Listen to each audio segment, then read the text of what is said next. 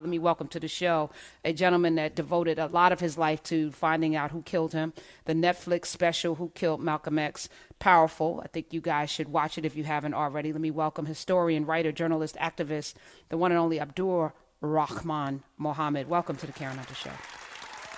Thank you, Karen. Thank you for having me. Thanks for coming through. Very impressed with the work that you put in. Tomorrow we celebrate Malcolm X's birthday. Who would have been 95 had he lived.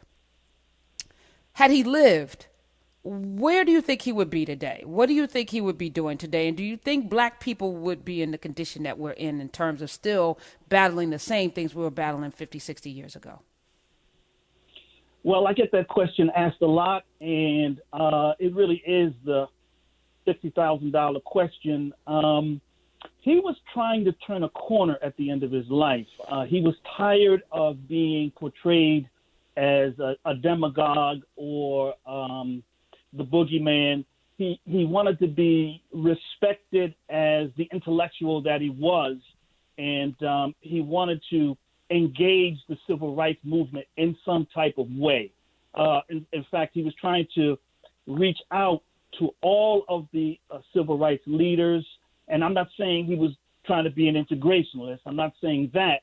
But he was trying to figure out what his role was going to be in his new movement going forward.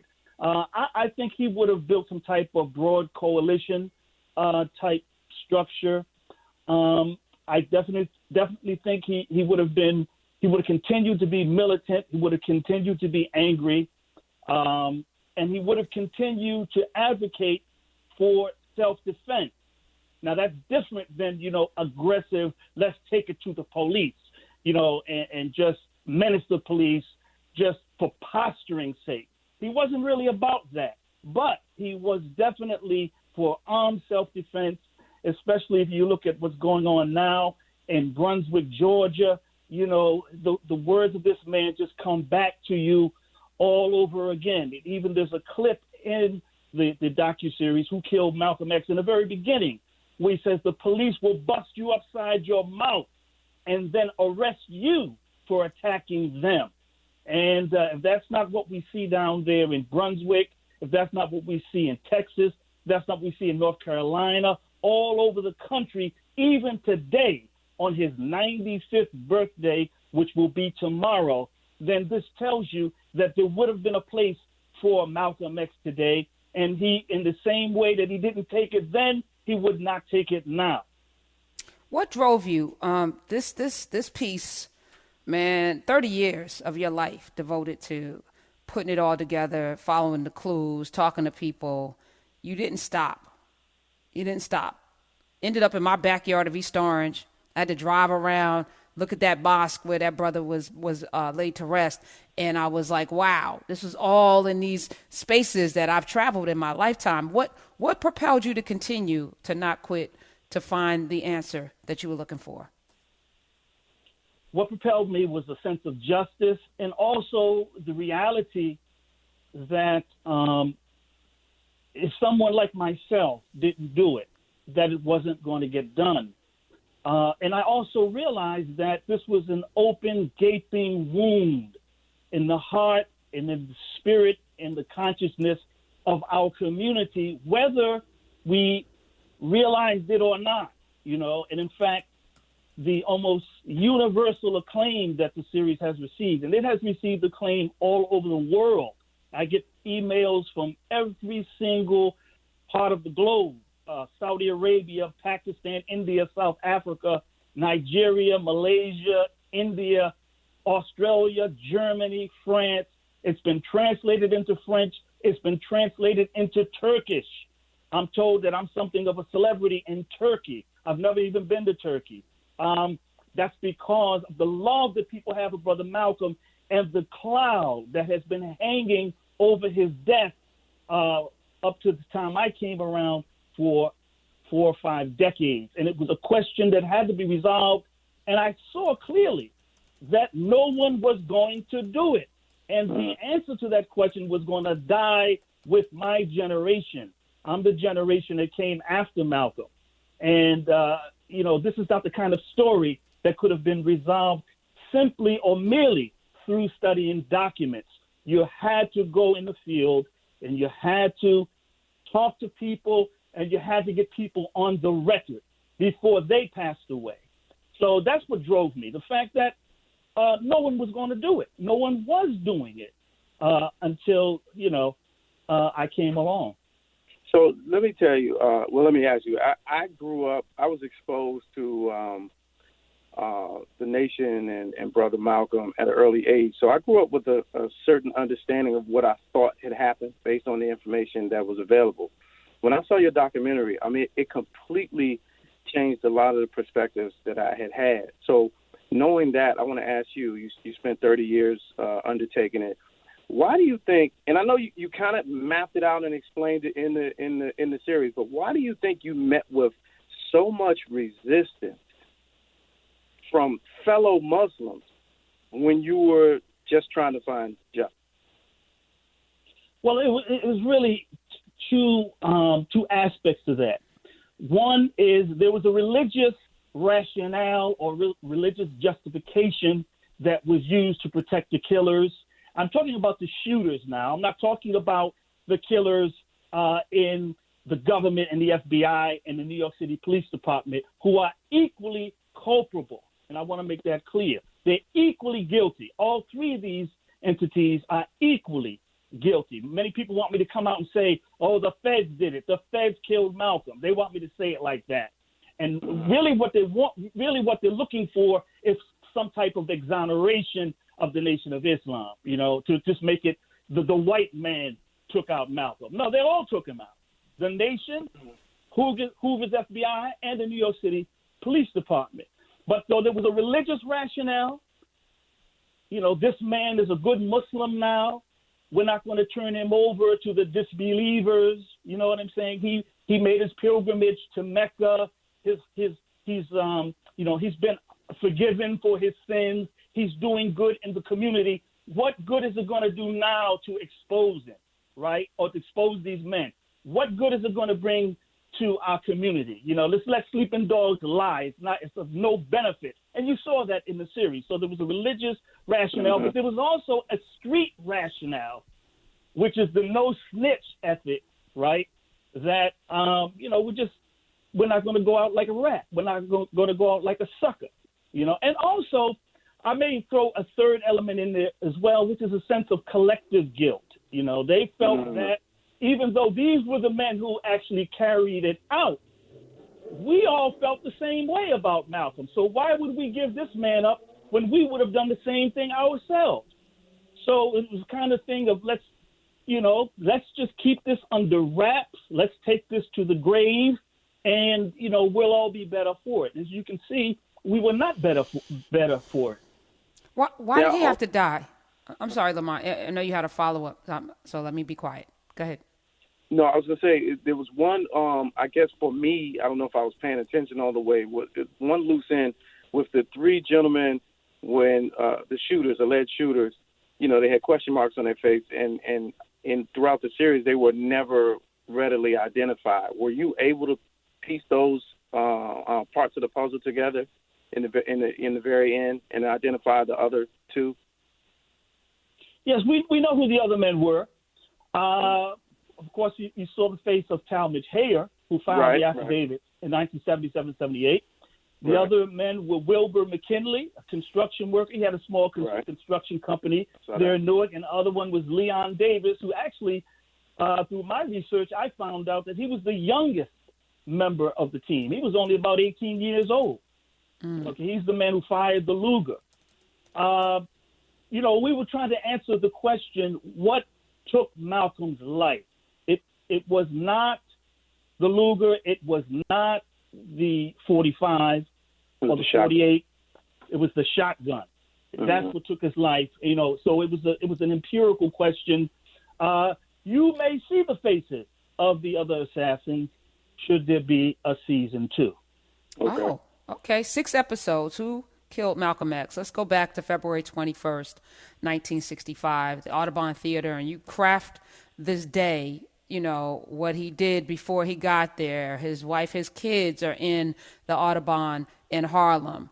There's a lot of people there, and they're there to hear this man speak. He's nervous, and it's not dissimilar to the night before Martin Luther King gave the "I may not get there with you, but we're going to get to the promised land" speech the night before he was actually murdered at the Lorraine Motel. There was a foreboding, there seemed to be, with Malcolm. There was a foreboding, and he had security.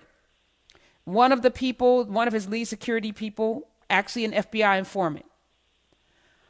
Why did he have to die? Take us to that night and set the framework for why Malcolm X had to die then and there. Why did he have to be killed? That's a very complex question. Why did he have to be killed? There were different motives for his death. If you look at his murder as the intersection of interest between the federal government under I'm talking now about the FBI, under the leadership of the diabolical, foul J. Edgar Hoover, the New York Police Department, who knew it was coming and did absolutely nothing about it. You saw how cynical they were, and indeed how happy they were that Malcolm was assassinated. They could have prevented it, and they chose not to.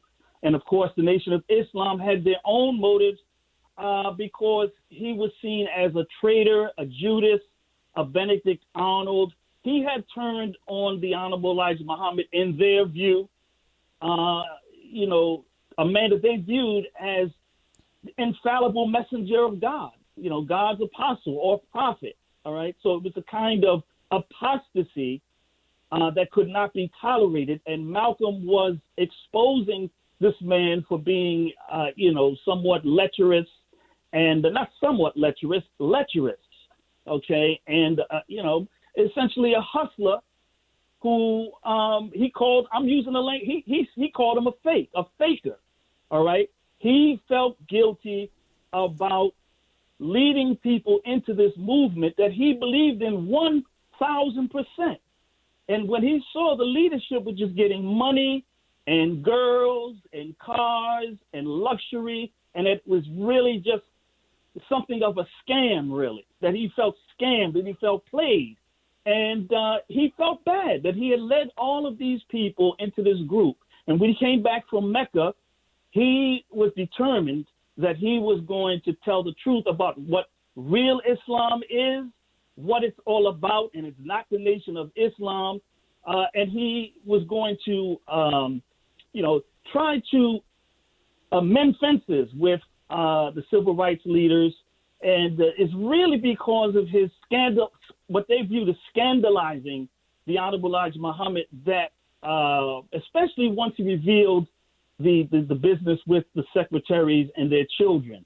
That was the last straw. June of 1964, when Malcolm made that public, first at the Audubon Ballroom, and then when he comes out of the trial for his home eviction, he makes once he put that in the public, it really was all over. He had to be dealt with because they saw him as trying to destroy that institution that had brought so much discipline and reform in their life.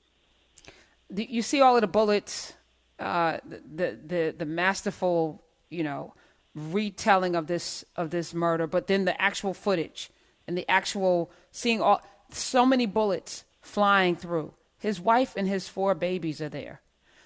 It's unconscionable to me that these men, these upstanding men men of faith, could so recklessly fire off bullets into that direction with his wife and his 4 daughters sitting right there. That was unconscionable. Yeah, well, these are the types of people that constituted the membership of the Nation of Islam. The Nation of Islam was comprised of brothers who were in the feds, brothers that were living that street life, brothers that was, shooters.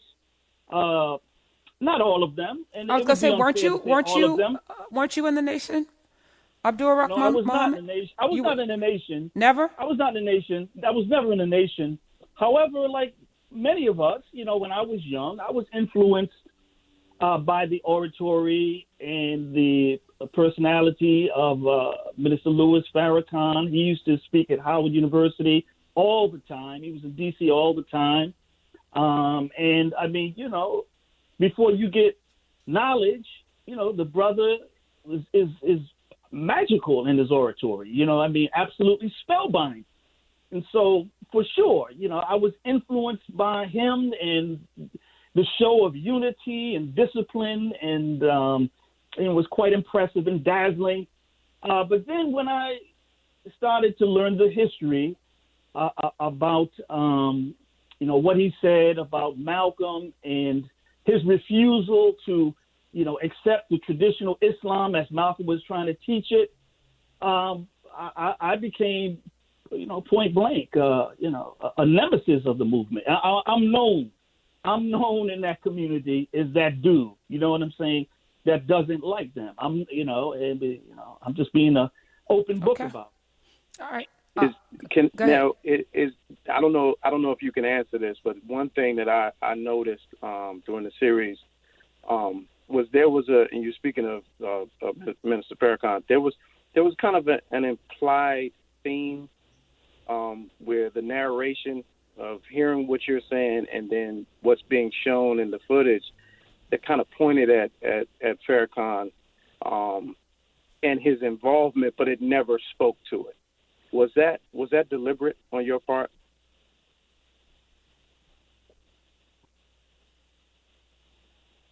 We deliberately left Minister Farrakhan out of the series, and I'll tell you why. The issue of his involvement or non-involvement, or the question of his involvement in the assassination of Malcolm X has, in a sense, been publicly adjudicated. He has addressed it many, many times. We knew that Savior's Day was coming up. We knew the release, would be in February. And we didn't want to deal in conspiracy theories, okay? Farrakhan knows what he has to answer for. Farrakhan was the minister in Mosque number 25 in Newark, New Jersey, where the killers came from the very afternoon that the assassination took place. He drove down from Boston that morning, okay? So what he knew. But what you can prove, that's a different story. You see what I'm saying? So one of the reasons why our series has been so universally acclaimed and its conclusions accepted is because we stayed away from conspiracy theories. If we had included Mr. Farrakhan in it, he would have hijacked it. He would have done what he always does, right? Netflix is using this brother to come after the minister, to take me down. The government's not going to get me. He would have demagogued it. He would have taken all the, air, oxygen out of the room, and it would have been about, and we wouldn't have the goods. You know what I mean? We wouldn't have had the goods, and we weren't going to give him that rhetorical victory. We snatched it away from him and kept a laser focus on who exactly plotted this thing and how they carried it out. Got it. We're talking with filmmaker, writer, historian, journalist Abdur Rahman Muhammad. We're talking about Who Killed Malcolm X. It's on Netflix. And may I say this one thing? Sure. I wanted to clarify something I said earlier, okay? I'm not the only one who has worked on the assassination of Malcolm X. I wanted to clarify that. Yes. I'm the only one who took it to the limit, okay? Mm-hmm. There were people, the scholars before me, who did good work, all right? Mm-hmm. Baba Zach Kondo, Carl Evans, I named these guys. Some of these people attacked me today, but I don't attack them, okay?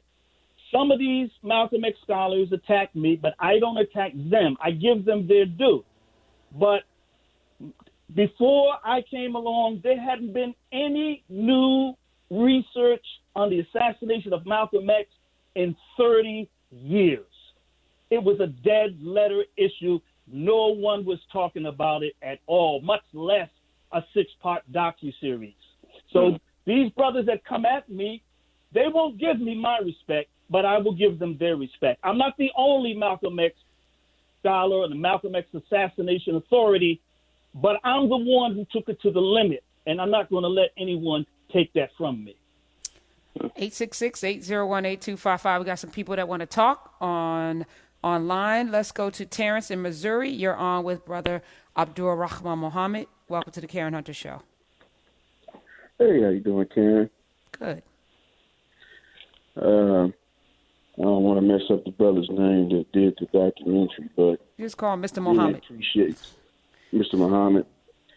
Really appreciate you doing the documentary. I have seen it, my wife and I, about 4 times. So it was pretty interesting.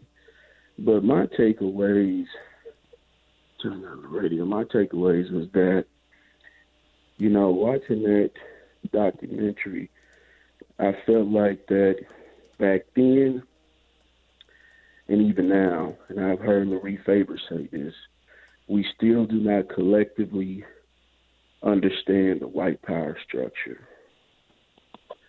That was one of my takeaways from it, because I feel like that,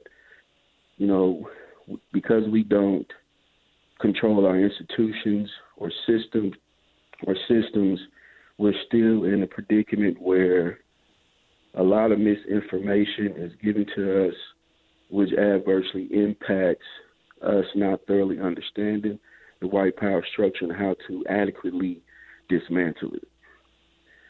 Another thing that I took away was that, with Malcolm, he had this burning spirit to really, create change in the African American community. And I think to a degree that, he was being held back by the nation. And I feel like sometimes when you have that burning spirit to create change, sometimes you have to do it by yourself. And it's just crazy that it's interesting that he had to go through so much with the nation, basically get pushed out of the nation to a degree and, force himself to do his own thing. And I just think that to me, like with me, with my company, Exceptional Talented 11, when I hosted an event not too long ago where, as soon as this documentary came out, a week later, I hosted an event. I asked Black people in my community in Kansas City, Missouri, what could we learn from this? Because there's so many takeaways. There's so many things that you can take away that you can apply to current society. Mm-hmm. So I really enjoyed it. I'm going to watch it again and I'm still going to host another event because, like I said, this is not one of those documentaries that you can just brush off. It's something that we need to be watching and thoroughly understand how the government works and how being in certain Black organizations can hold you back from really doing what you need to do to eradicate the issues that we have in this society. So I appreciate each one of you all. So thank you, Terrence, and your wife. Well, thank you, brother. Okay. I appreciate you. Can I respond real quick to the brother? Or you have another question? Go ahead. Yeah, we got a bunch of What calls. I wanted to say is, going back to that first question, one of the first questions you asked me, why did he have to die? I definitely talked about the nation's motivations, but going back to what the questioner just asked, or the caller just brought up, the government wanted Malcolm dead because he was internationalizing our struggle. He was not simply a Black nationalist. He was not simply a Muslim, but he was a Pan-Africanist. And he was making connections in the Arab and Muslim world, the Black African world, and he was getting us to think internationally and globally, and he was shaming the United States government and exposing its hypocrisy all over the world. And he intended to take our case to the United Nations, and he was something of a diplomat for the entire African American community. He was shaming the government in a way that it was creating foreign policy problems for them. you know. And this was the era of the Cold War, when we were supposed to be the bastion of democracy and freedom, right, and justice, and all of these sweet-sounding words that he would talk about. But look at what was going on, you know, in Alabama and you know, in Mississippi and all of these places. So he connected us to Africa, and that's a huge part of his legacy. We're talking with Abdur Rahman Muhammad, the creator of Who Killed Malcolm X, the 6-part Netflix documentary. Let's head over to Florida and welcome in David. You're on the Karen Hunter Show. Welcome. Hey, Miss Karen and your staff. And Muhammad, did I say that correctly? That's his last name. Abdur Rahman Muhammad, you sure did. Yes. All righty. Hey, good afternoon, everybody. Forgive me if I'm wrong, but I love Malcolm. It brings me to tears every time I hear that man's name mentioned. But I really feel that when Malcolm went over to Mecca and came back to the U.S. and said that he's seen people with blue eyes mingling together and praying, our government, and forgive me for saying this, Elijah Muhammad, seeing that Malcolm X was trying to bring unity with everybody of all race and color together in that religious. And Elijah felt that he was a threat because he was going to pull money, there's always money, away from his temple, and all the followers was following him. And the cross-dresser, J. Edgar Hoover, they called him, was trying to see that he was bringing us colored folks during those times on how to be decent people and live in decency, and not allowing them to continue to push drugs and alcohol and primming your hair and all of that into our community. And I really feel that Malcolm X was that center person that was trying to bring peace with everybody, and I feel that's why they took him out of here. Okay. I don't know if there's any truth to that part of it, the last part. But, you know, any threat to the status quo is a problem on any front, right? I think that's kind of the case. People like to keep their power. And anything that threatens, if you could take somebody out and keep your power, I think that is historically the way this country has dealt with it, black or white. 866-801-8255. Let's head over to Michigan. Monty, welcome to the Karen Hunter Show. You're on with Abdur Rahman Muhammad. Good afternoon, Karen and Brother Abdul, and to the rest of the Hunter family. Hey. I just wanted to say the documentary was excellent, and I always think about Malcolm and Martin together. It seems that both of these men, as they both were starting to pivot and bring more people even together, just out of not just black people. When we look at Martin, once we knew his next set of work was going to be including everyone, you know, he had to be taken out. And then when you look at Malcolm, once his views changed, that became him, you know, that became a even bigger threat. And I think about here in Detroit, a lot of the groundwork and work that Malcolm did here in Detroit. And ironically, here it is 50 years later, we have the largest population of Muslims that live right here in Michigan outside the Middle East. And a lot of those people that I know, their friends, they actually followed and listened to Malcolm X as well. Okay. 866-801-8255. There was another woman at the Audubon that night, born on Malcolm X's birthday as well, May 19th, who we never talk about. And I want to resurrect this name. Yuri Kochiyama. Did you know her? What did you find out about her? She died in 2014. Did you have a conversation with Yuri, who was literally holding Malcolm's head when he was murdered in Audubon? She was there. This Japanese woman whose parents were interned in this country was so wound into the liberation of Malcolm X and what he was talking about that she was one of his strongest, staunchest disciples, so to speak. Why don't we talk more about her?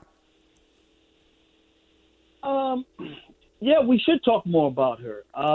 She was born in the lap of, I wouldn't say luxury, but certainly comfort there in California. And she was transformed into a radical because of the internment of her father in the concentration, I say concentration camp. I guess I should say concentration camp, right? Yeah, definitely, yeah. The internment camps, And one day after he was released, after being held for 6 weeks, the day after he was released, her father died of a medical condition. And then soon after that, her entire family was put into this camp for 3 years. And this transformed her into an activist. And she was an activist for Japanese American reparations. She is, I think, the only Asian, maybe the only non-black to join the OAAU when Malcolm founded it there in New York in June of 1964. And she loved Brother Malcolm. She was a committed member of that organization, and she continued to be devoted to him until the day she died. But she was involved in many, many movements. She was affiliated with the Republic of New Africa. She was working for Puerto Rican rights, the exoneration of the Puerto Rican militants. And her record is very, very long. And you're right. She does deserve a biography of her own, really. There could be a docuseries on the life of Yuri Kochiyama. Let's talk about that. I just put it out there into the universe. I think I deserve to be a part of that. All right. Speaking of entertainment, like, what is your opinion on the representation of Malcolm over the years in entertainment, specifically in Spike Lee's Malcolm X movie, and most recently in the Godfather of Harlem series on Epix? Well, to tell you the truth, I haven't seen the Godfather of Harlem. Oh, okay. A lot of that has to do with the promotion that we were doing for the docuseries. It was coming out around the same time. But Spike Lee's movie is brilliant. It's a masterpiece. Considering the challenges that he was confronting, he had to deal with Malcolm's people. And being, true to them. He had to be true to the Shabazz family. He had to make sure that he didn't go cross the line in terms of representing the Nation of Islam.